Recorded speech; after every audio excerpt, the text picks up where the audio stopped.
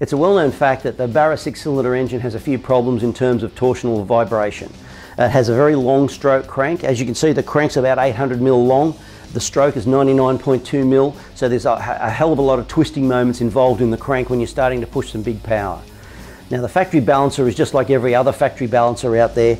It's a bonded or a two-piece balancer with a rubber seal in between the two, and the outer mass rotates slightly on the inner mass to absorb the vibration.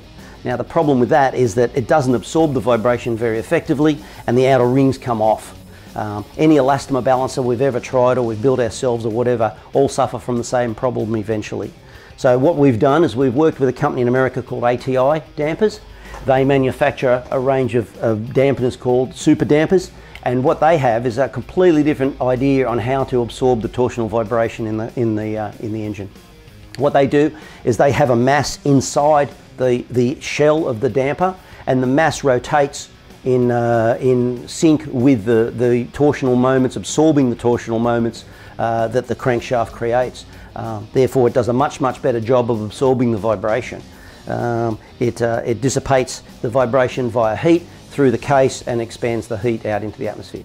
Now, the ATI atomic balancer is fairly expensive, but it does the best job of absorbing the torsional vibrations that these engines create, especially when you're getting up into the 1200, 15, 1800 horsepower range. The torsional moments that these cranks generate is phenomenal.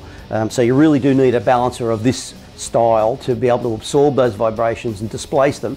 Otherwise you end up with cracked cranks, and you end up with flywheels falling off the end of the crank and all these sorts of things. If you're building a big banger engine and you really need to look after the torsional moments in the engine, this is the way to go.